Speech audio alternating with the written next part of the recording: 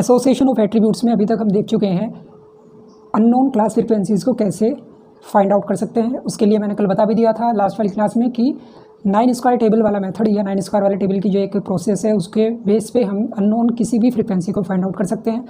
उसी तरह से अब जो आगे वाला जो प्रोसेस था, फर्स्ट था उसमें कि determination of unknown class frequencies और सेकंड था inconsistency and consistency of data को चेक करना, यानी डेटा की कंसिस्टेंसी को चेक करना, जो हम आज की इस क्लास में देखने वाले हैं। कंसिस्टेंसी के लिए प्रॉब्लम क्या है देख लीजिए। Total population of A city was 12,000। एक शहर की जो पॉपुलेशन है वो 12,000 है।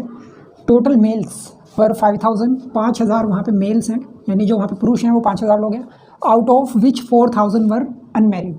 उन 5,000 मेल्स में 4,000 यूनिट्स जो हैं वो अनमैरिड हैं, यानी टोटल 5,000 की पॉपुलेशन वहाँ पे मेल्स की है, जिनमें से 4,000 मेल्स अनमैरिड हैं। तो यहाँ से एक हिडन इन्फॉर्मेशन हमें मिल पा रही है कि अगर 5,000 में 4,000 अनमैरिड है तो 1,000 मैरिड माने जाएंगे।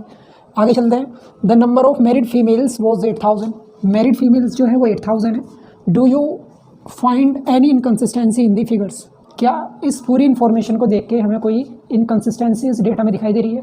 तो अगर कोई भी ऐसी प्रॉब्लम हमारे सामने आएगी जिसमें वो इनकन्सिस्टेंसी बोल देगा या कंसिस्टेंसी चेक करने के लिए कहेगा, तो हमें तुरंत समझ जाना है कि ये हमें किस प्रॉब्लम की बात कर रहा है, किस चीज़ के ऊपर हमसे काम करने को बोल रहा है।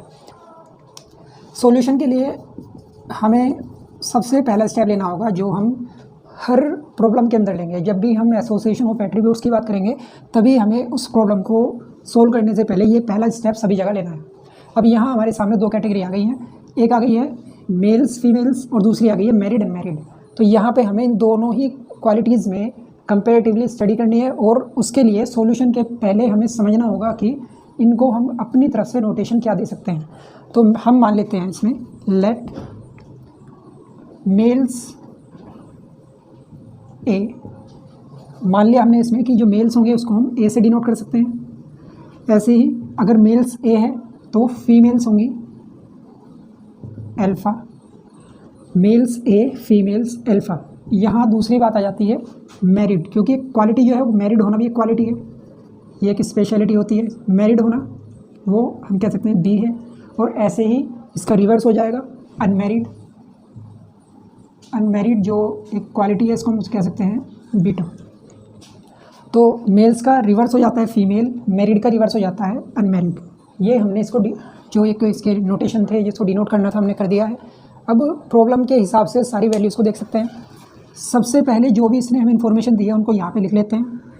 तो जो गिवन वैल्यूज़ हैं उसमें सबसे पहले आता है यूनिवर्स, और जिस यूनिवर्स को हम डिनोट करते हैं एन से, उसमें 12,000 यूनिट्स हैं, यानी एन की वैल्यू जो हमारे पास है वो 12,000 है। उसने कहा है कि पूरे सिटी में 12,000 की पॉपुलेशन है। इसके बाद उसने बताया है कि मेल्स जो टोटल हैं वो 5,000 है, और मेल्स को हम ए से डिनोट कर रहे हैं तो हम कहेंगे ए इज़ इक्वल टू 5,000। ए की टोटल वैल्यू 5,000 है। इसके अलावा उसने बोला है कि मेल्स टोटल 5,000 में से 4,000 अनमैरिड हैं, तो हम ये कहेंगे कि मेल होना ए क्वालिटी और अनमैरिड होना बीटा। तो हम इसको बोल सकते हैं कि जो इसने 4,000 की वैल्यू दी है ये है अनमैरिड मेल्स, तो मेल ए अनमैरिड बीटा। तो कह सकते हैं इसको ए बीटा, इसकी वैल्यू कितनी हो जाती है 4,000, और इसको हम लिख भी सकते हैं अनमैरिड मेल्स। क्लियर होगी बात। और ये ए क्या था, मेल्स 5,000। आगे दूसरी इन्फॉर्मेशन क्या हमारे पास है, उसने कहा मैरिड फीमेल्स 8,000 है। Married females 8,000। अब मैरिड फीमेल यानी फीमेल होना अल्फ़ा है और मैरिड होना बी है, तो हम बोल सकते हैं यहाँ मैरिड फीमेल्स, और मैरिड फीमेल्स का डिनोट जो हमने किया था उसके हिसाब से बन सकता है अल्फ़ा बी। तो ये हो जाता है 8,000। इस इनकन्सिस्टेंसी को भी चेक करने के लिए हम क्या करेंगे, 9 स्क्वायर टेबल के बेस पे हम सारी वैल्यूज़ को रख लेंगे। और तो 9 स्क्वायर टेबल के हिसाब से काम करना है। 9 स्क्वायर टेबल मैं बता चुका हूँ वैसे लास्ट क्लास में, बड़ा ही आसान था प्रोसेस है उसका। यहाँ पे आ जाएगा ए, यहाँ आ जाएगा अल्फ़ा और ये हो जाएगा टोटल, यहाँ आ जाएगा बी, ये हो जाएगा बीटा और ये हो जाएगा टोटल।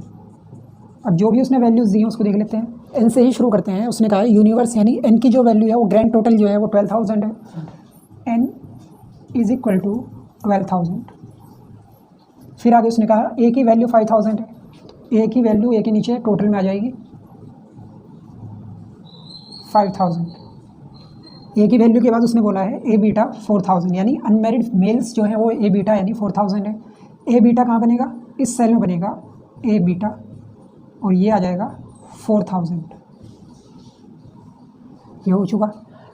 तो इसमें से 3 वैल्यू पुट हो चुकी हैं, लास्ट बची हुई है married females alpha B 8000।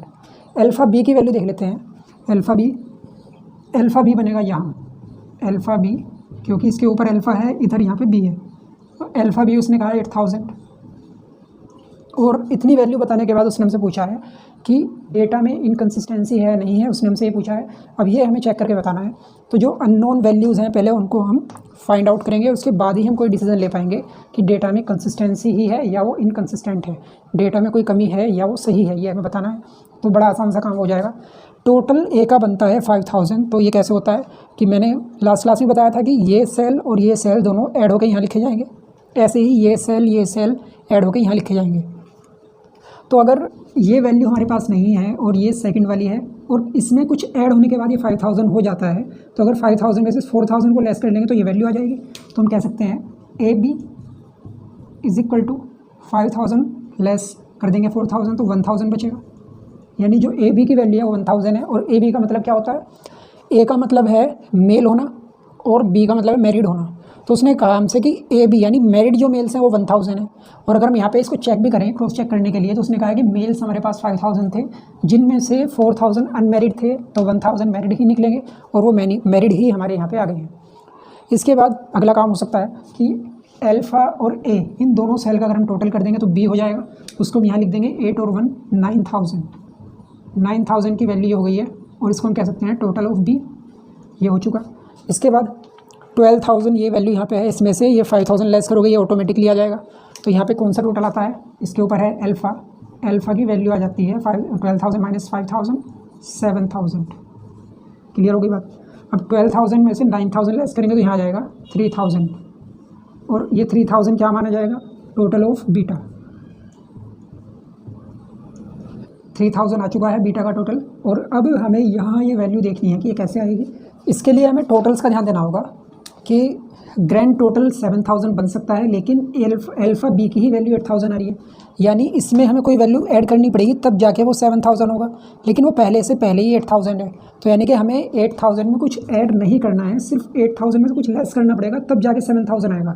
Alpha का मीनिंग क्या था, फीमेल्स, यानी फीमेल्स मैक्सिमम हमारे पास 7000 हो सकते हैं। ये कैसे पता चला, उसने हमें एक हिंट दिया था कि टोटल पॉपुलेशन 12000 है, जिनमें से 5000 हमारे पास हैं मेल्स। तो टोटल उस शहर में कितने और बचेंगे, वो बचेंगे लेस करके 7000। तो यानी कि अगर मेल्स ही 5000 है तो टोटल जो फीमेल्स होंगे वो मैक्सिमम 7000 होना चाहिए। लेकिन उसने एक हमें बात बताई थी कि मैरिड फीमेल्स 8000 हैं। ये ऐसा हो ही नहीं सकता है, पॉसिबल ही नहीं है ऐसा कि मैरिड फीमेल्स ही 8000 हो। तो यहाँ पे हम ये करेंगे कि 7000 जो टोटल ये है, इसमें से हमें यहाँ पे वैल्यू रखने के लिए और इसका टोटल सही करने के लिए यहाँ 1000 लिखना होगा, और वो 1000 होगा नेगेटिव, और ये टोटल बन जाएगा अल्फ़ा बीटा।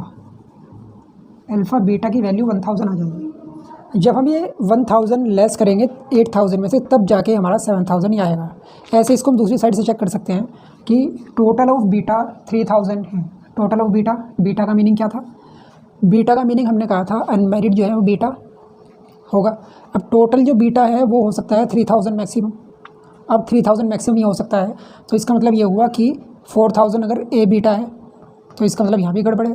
तो 3000 टोटल बनाने के लिए 4000 में से ये वैल्यू लेस करनी पड़ेगी। 4000 माइनस 1000 इज इक्वल टू 3000 ही आ जाएगा। तो इस तरह से हमारा जो वैल्यू आई है अल्फ़ा बीटा की, वो हमने देखा कि ये नेगेटिव आ गई है। तो जो हमारा कंक्लूज़न होगा उसमें लिखेंगे कंक्लूज़न। तो हम बोलेंगे यहाँ value of alpha beta V finds negative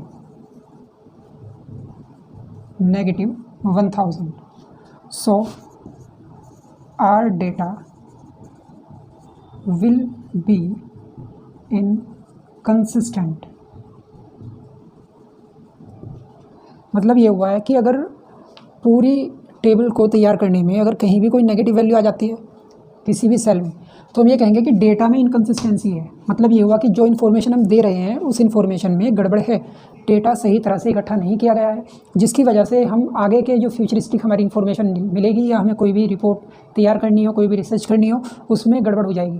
तो उस इनकन्सिस्टेंसी को ही हमने बता दिया कि डेटा में ये गड़बड़ है, अल्फ़ा बीटा की वैल्यू 1000 नेगेटिव आ रही है। अगर ये ऑटोमेटिकली बैलेंस यहाँ सही सही बच जाता तो हम कहते हैं कि कहीं भी वैल्यू नेगेटिव नहीं है, सो आर डेटा इज़ कंसिस्टेंट। तो वहाँ पे डेटा हमारा कंसिस्टेंट हो जाता है, यानी डेटा बिल्कुल सही सही माना जाता। अब यहाँ पे नेगेटिव हो जाने की वजह से इसको हम बोल सकते हैं कि ये इनकंसिस्टेंट डेटा है और वैल्यू भी अल्फ़ा बीटा की जो है वो नेगेटिव है। इतना हमारा ये सॉल्यूशन होता जाता है, जिसको हम कहते हैं checking of consistency of data.